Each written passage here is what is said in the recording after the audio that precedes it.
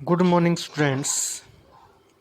हम पढ़ रहे थे अध्याय 1 फ्रांसीसी क्रांति, और इसके अंतर्गत मैंने आपको बताया कि जो फ्रांस की क्रांति है वो 1789 में हुई। तो 1789 में फ्रांसीसी क्रांति हुई, लेकिन उससे पहले जो फ्रांस का जो समाज था उसके क्या हालात थे, क्या कारण थे फ्रांसीसी क्रांति होने के, उसके ऊपर हम नज़र डालते हैं कि 1774 में बूर्बो राजवंश का लुई 16वां फ्रांस की राजगद्दी के ऊपर आसीन हुआ। उस समय उसकी उम्र केवल 20 साल थी। उसका विवाह ऑस्ट्रिया की राजकुमारी मेरी एंतोइनेट से हुआ। लेकिन जब वो राजगद्दी पर बैठा तो फ्रांस का खजाना बिल्कुल खाली था। तो फ्रांस का खजाना खाली होने के कारण क्या थे? पहला कारण, लंबे समय तक चले युद्धों के कारण फ्रांस के जो वित्तीय संसाधन है वो खत्म हो चुके थे। दूसरा, वर्साय के विशाल महल, वर्साय मतलब वहाँ उस राजा का महल था, उसकी शानो शौकत बनाए रखने के लिए उसके ऊपर बहुत अधिक मात्रा में फिजूल खर्ची की जाती थी। तो ये भी एक कारण था। और तीसरा कारण क्या था कि लुई 16वें के शासनकाल में फ्रांस ने अमेरिका के 13 उपनिवेशों को ब्रिटेन से आज़ाद करवाने में मदद की। इस युद्ध के चलते फ्रांस के ऊपर 10 अरब लिरवे से अधिक का कर्ज है वो हो गया। लिरवे वहाँ की मुद्रा थी और 2 अरब लिरवे कर्ज उसके ऊपर पहले से ही था। तो इस प्रकार क्या है, इतने सारे कर्ज के चलते भी क्या है, फ्रांस की जो आर्थिक हालात है वो ख़राब हो गए। सरकार से जो कर्जदाता है वो 10% ब्याज की मांग करने लगे। तो फलस्वरूप फ्रांसीसी सरकार अपने बजट का एक बहुत बड़ा भाग दिनों दिन बढ़ते जा रहे जो कर्ज को चुकाने के लिए मजबूर थी। और उसके बाद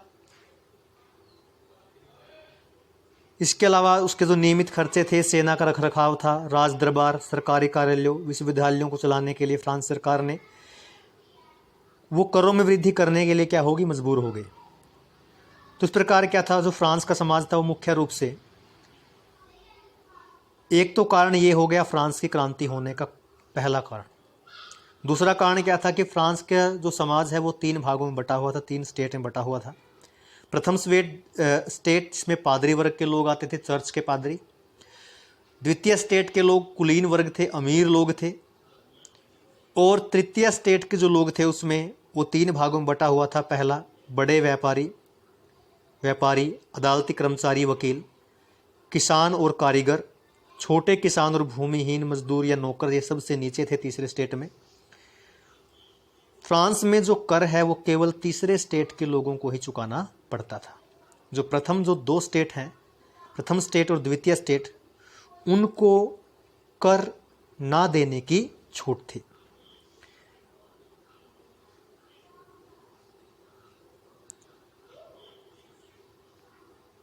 वर्गों में विभाजित फ्रांसीसी समाज मध्यकालीन सामंती व्यवस्था का अंग था।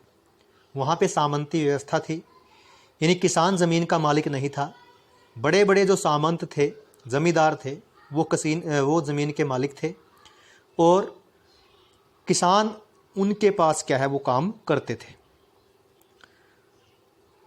वहाँ पे फ्रांस के अंदर पूरी आबादी में लगभग 90% किसान थे, लेकिन ज़मीन के मालिक किसानों की संख्या बहुत ही कम थी।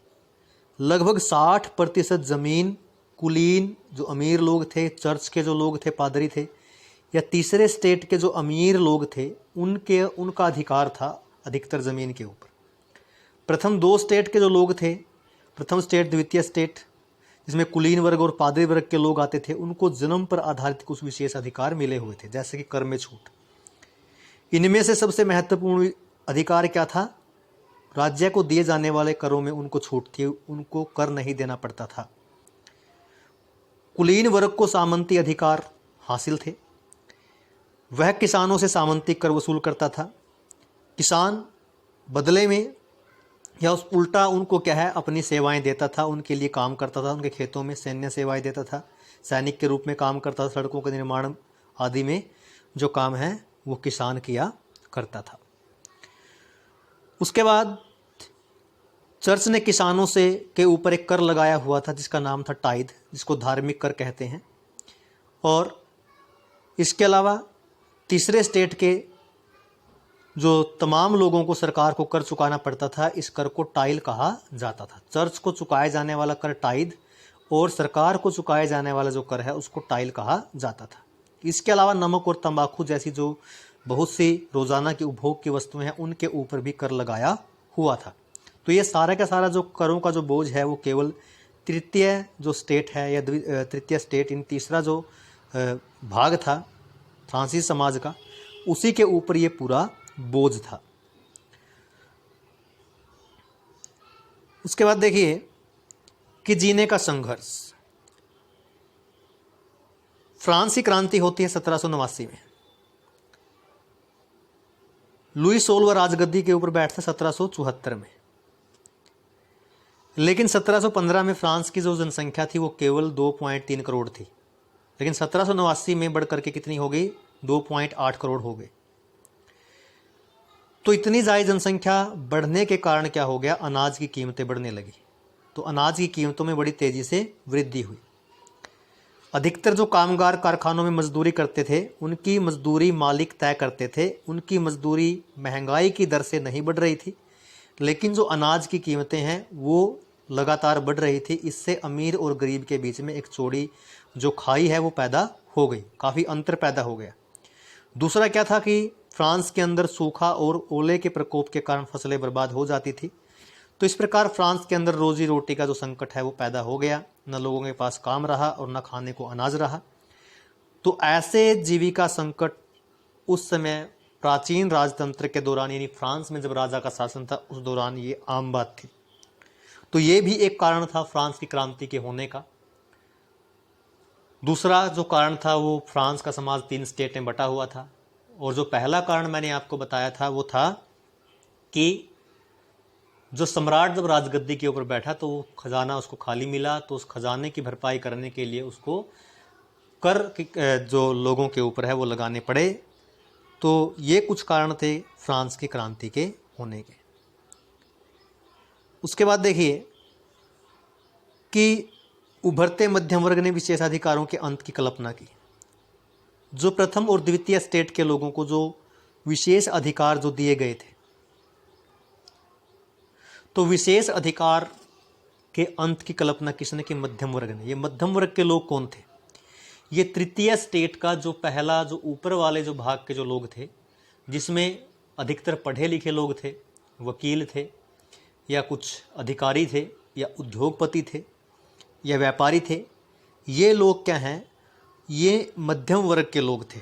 तो इन्होंने क्या किया, इस प्रथम स्टेट और द्वितीय स्टेट के जो लोग थे जिनको विशेष अधिकार प्राप्त थे उनके खिलाफ आवाज़ उठाना शुरू किया। पहले भी कर बढ़ने और अकाल के समय किसान और कामगार विद्रोह कर चुके थे, परंतु उनके पास सामाजिक और आर्थिक व्यवस्था बुनियादी बदलाव लाने के लिए साधन और कार्यक्रम नहीं थे। ये जिम्मेदारी तीसरे स्टेट के उन समूहों ने उठाई जो समृद्ध और शिक्षित होकर नए विचारों के संपर्क में आ सके थे।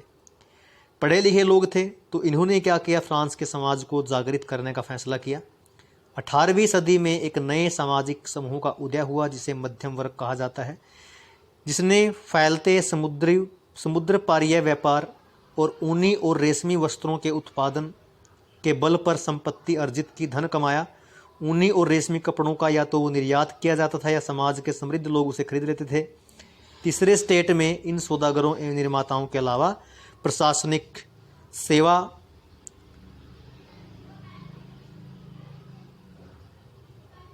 व वकील पेशेवर लोग भी शामिल थे। ये पढ़े लिखे लोग थे। इनका मानना था कि समाज के किसी भी समूह के पास जन्म पर आधारित विशेषाधिकार नहीं होने चाहिए। किसी भी व्यक्ति की जो सामाजिक हैसियत है वो उसकी योग्यता के आधार पर होनी चाहिए।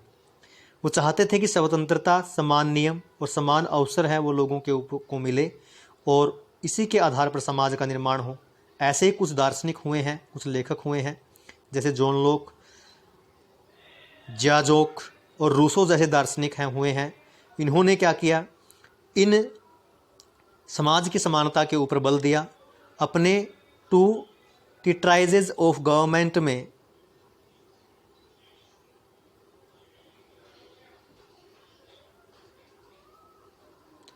लोक ने राजा के देवी और निरंकुश अधिकारों के सिद्धांत का खंडन किया और रूसो ने इसी विचार को आगे बढ़ाते हुए जनता और प्रतिनिधियों के बीच एक सामाजिक अनुबंध पर आधारित सरकार का प्रस्ताव रखा। ऐसे ही मोंतेस्क्यू ने the spirit of the laws नामक रचना में सरकार के अंदर विधायिका, कार्यपालिका, न्यायपालिका के बीच सत्ता का विभाजन होने की बात कही। जब संयुक्त राज्य अमेरिका में 13 उपनिवेशों ने ब्रिटेन से खुद को आज़ाद घोषित किया तो वहाँ भी इसी मॉडल की सरकार बनी। फ्रांस के राजनीतिक चिंतकों के लिए अमेरिकी संविधान और उसमें दी गई व्यक्तिगत अधिकारों की गारंटी प्रेरणा का एक महत्वपूर्ण स्रोत बनी थी। तो अमेरिकी संविधान से काफ़ी जो सीख है वो ली यहाँ के लोगों ने। उसके बाद देखिए कि दार्शनिकों के इन विचारों पर काफ़ी हाउसों एवं सैलानों की गोष्ठियों में गर्मागर्म बहस हुआ करती थी। पुस्तकों एवं अखबारों के माध्यम से इनका व्यापक प्रचार हुआ करता था। पुस्तकों एवं अखबारों को लोगों के बीच जोर से पढ़ा और अनपढ़ लोग भी उसको समझ सकते थे ताकि जोर से पढ़ के उनको सुनाया जाता था। इसी समय लुई सोलवे द्वारा राज्य के खर्चों को पूरा करने के लिए फिर से कर लगाए जाने की खबर से विशेषाधिकार वाली व्यवस्था के विरुद्ध गुस्सा भड़क उठा। इस प्रकार लोगों के अंदर क्या है, जो गुस्सा है वो भड़क उठा। और आगे हम पढ़ेंगे कि कैसे ये घटनाएं घटित होती है। धन्यवाद।